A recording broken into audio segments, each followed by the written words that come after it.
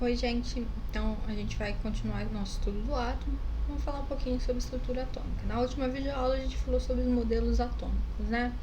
Então, o último modelo, né, que ficou aí foi o modelo de Rutherford-Bohr com o acréscimo dos nêutrons, né? Então, o átomo ele é constituído por prótons, nêutrons e elétrons, tendo um núcleo e uma eletrosfera. Então, no núcleo, a gente tem os prótons, que são as partículas positivas, que possuem carga mais 1, carga positiva, tá? Apresenta massa considerável. Aqui a gente vai aproximar essa massa para um valor unitário, 1, tá? Os nêutrons, eles são partículas neutras, tá? Sem carga, que estão lá no núcleo também. Carga 0. Então, apresenta massa considerável. Então, a massa dele é semelhante à massa de um próton, tá bom? Então, igual a 1 também. Os elétrons, a gente vai representar assim, são as partículas negativas, carga menos 1. A massa é desprezível, insignificante. Por quê? É 1836 vezes, mais ou menos, menor que a massa de um próton ou de um nêutron. Então, a gente despreza, tá? Então, no núcleo do átomo, a gente tem os prótons e nêutrons unidos por forças muito fortes. O núcleo vai concentrar a massa, praticamente toda a massa do átomo. Ele vai possuir uma carga mais positiva por conta dos prótons, e os nêutrons eles não vão ter carga. A quebra desse núcleo ela só vai ser possível por meio de reações nucleares, né, lá da radioatividade.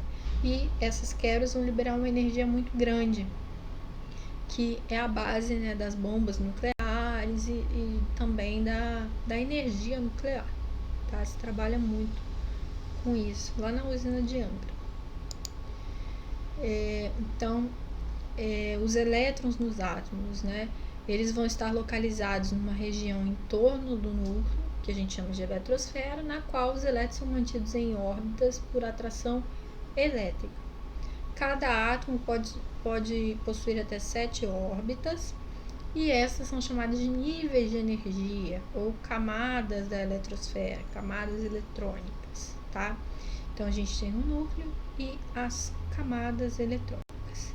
Cada camada dessas vai comportar um número máximo de elétrons, tá? E a gente vai... Camada é a mesma coisa que nível, né? Então, nível 1 corresponde à camada K, comporta 2 elétrons e assim sucessivamente. É importante vocês saberem quantos elétrons cada nível, cada camada comporta no máximo, tá? Então, é importante decorar isso aqui, que ajuda bastante na parte de distribuição eletrônica. Principais características dos átomos. Então, geralmente, quando a gente pegar uma tabela periódica, sempre tem que vir duas informações. Duas informações são principais. É o número atômico e o número de massa, tá? Então, o número atômico a gente representa pela letra Z, certo? E ele vai caracterizar um elemento químico. O que é um elemento químico? É um conjunto de átomos de mesmo número atômico. Essa é a definição, certo? Então, não existem elementos químicos diferentes com o mesmo número atômico, tá? Com o número atômico 16, só existe um elemento químico, que é o enxofre, certo? Então, o número atômico ele também vai corresponder ao número de prótons. Então, Z é igual a P, tá? Se o átomo for neutro, não for íon, né? Então, um átomo ele só pode ganhar ou perder elétrons, tá? Só os elétrons que podem entrar ou sair lá do átomo. Então, se ele não ganhou nem perdeu elétrons, então a gente diz que o número atômico é igual ao número de prótons, que é igual ao número de elétrons, tá? Agora, o número de massa a gente representa pela letra A maiúscula, tá? E ele nada mais é que o somatório das massas de todas as partículas que compõem o átomo. Mas como os elétrons, né, já falei, eles possuem massa desprezível, então a gente só leva em consideração a massa do próton mais nêutron. Então, A igual a P mais N, certo? Essa aqui é a representação de um elemento químico, né? Você tem um símbolo, que é representado por X, a massa atômica em cima e o número atômico embaixo, tá? Podem aparecer algumas notações onde a massa e o número atômico estão trocados. E qual vai ser o critério de desempate? Como é que você vai descobrir qual é a massa atômica e qual é o número atômico? É fácil. Número atômico não é igual ao número de prótons? É. A massa é prótons mais nêutrons. Quem vai ser maior? A massa, né? Porque ela está somando duas grandezas. O número atômico é só o número de prótons, então ele é bem menor. Então, massa maior que o número atômico. Então, assim a gente consegue distinguir, tá? Os íons, né? Como eu falei, os átomos eles só podem ganhar ou perder elétrons. No núcleo, a gente não vai mexer na quantidade de prótons ou de nêutrons, tá? A gente não mexe. Então, é mais fácil a gente mexer na quantidade de elétrons. Então, eles vão formar íons ao ganhar ou perder os elétrons. Então, os íons positivos a gente chama de cátions. O que significa um cátion? Então, cátion é um átomo que perdeu elétrons. Ele fica mais positivo, com deficiência de cargas negativas, certo? O número de prótons não vai se alterar. Aqui, exemplos. Sódio, mais 1. Então, sódio, se a gente for olhar na tabela periódica, o número atômico dele é 11, então ele tem 11 prótons. Agora, ele está mais 1, significa que ele perdeu um elétron, tá? Então, ele passou a ter 10. Se antes ele tinha 11, antes dele se tornar um íon, ele passou a ter 10 porque perdeu 1. Então, ele fica aqui, ó, com uma carga positiva, certo? O ferro, mesma coisa, ele perde 3 elétrons, então ele fica mais positivo. Os ânions são os íons negativos, ou seja, aqueles que ganham elétrons, ficam mais negativos devido ao excesso de cargas negativas. O número de prótons também não vai se alterar. Lembrando, novamente, a gente não mexe no número de prótons, somente no de elétrons. Então, aqui a gente tem o cloro, número atômico 17. Ele tem 17 prótons e quantos elétrons? Bom, quando ele estava neutro, ele tinha 17. Era igual ao número de prótons, mas ele ganhou 1, então ele fica com 18. Se a gente fizer a diferença aqui, a gente vê que está sobrando, né, elétrons. Quantos elétrons estão sobrando? 1 menos 1, certo? Então, essa é a diferença de cátions e ânions. Cátions são os positivos, ânions os negativos.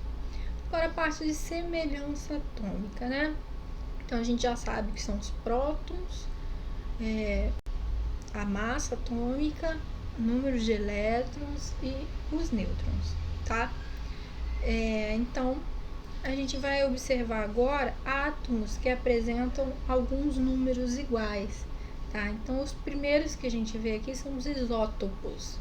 Então, os isótopos, eles vão apresentar o mesmo número atômico, mesmo número de prótons. Aqui o P. O que vai variar nesse caso vai ser a massa atômica, né? Devido principalmente ao número de nêutrons ser superior, porque o número de prótons é o mesmo, tá? Então, aqui a gente tem alguns elementos, né? Aqui, ó, o carbono, percebam que o número atômico deles é o mesmo, que está variando aqui é a massa. Para o oxigênio, mesma coisa, e para o potássio também. Existem alguns isótopos. A massa atômica que a gente encontra na tabela periódica, ela é feita a partir de uma média aritmética ponderada das massas dos isótopos que a gente encontra em toda a superfície terrestre, tá? Então, isso é importante vocês saberem. Geralmente a gente tem a abundância, né, que é a porcentagem deles na superfície terrestre e a massa deles, certo? Um outro tipo de semelhança são os isóbaros. Aqui o A lembra a massa atômica. Então, eles têm a mesma massa atômica e o restante pode variar. Então, aqui, ó, o cálcio e o argônio, eles possuem a mesma massa atômica, mas números atômicos diferentes. Números de prótons e elétrons e nêutrons também são distintos, completamente distintos, tá? Outros isóbaros aqui, a gente tem o cálcio, o escândio e o titânio, todos eles com massa 42, tá? Então, átomos diferentes apresentam a mesma massa atômica, a gente diz que eles são isóbaros. Isótonos. Então, o Nzinho aqui nos lembra de nêutrons. Então, são átomos que possuem o mesmo número de nêutrons. Como é que a gente vai saber? Usando a nossa fórmula da massa, né? Então, A é igual a N menos P, mais P, né? Deixa eu pegar um lapisinho aqui. Então, A é igual a P mais N. Então, se a gente fizer uma manipulação matemática aqui, né? Esse P a gente pode substituir por Z, porque P não é igual a Z. Então, ficaria Z mais N. Organizando aqui, quero isolar o N, ficaria N é igual a menos Z. Então, massa menos o número atômico. Aí a gente consegue descobrir qual é o número de nêutrons, certo? Então, aqui eu fiz para o magnésio e para o silício. Z, A menos Z. Então, deu 14. Então, os dois são isótonos, certo? Isoeletrônicos são átomos que têm o mesmo número de elétrons. Então, átomos e íons que apresentam a mesma quantidade de elétrons. Como é que a gente vai ver? Observando as cargas elétricas, né? Se estiver positivo, ele perdeu. Se estiver negativo, ele ganhou elétrons. Então, quantas quantidades de elétrons? Aqui o sódio tinha 11, né? Perdeu 1, ficou com 10. O oxigênio tinha 8, ganhou 2, 10. Neônio permaneceu com a quantidade de elétrons dele fixa, 10 elétrons. Então, esses três átomos são isoeletrônicos. Então, é isso. Estudem bastante, bons estudos para vocês. Tem lista de exercícios na plataforma. Beijos!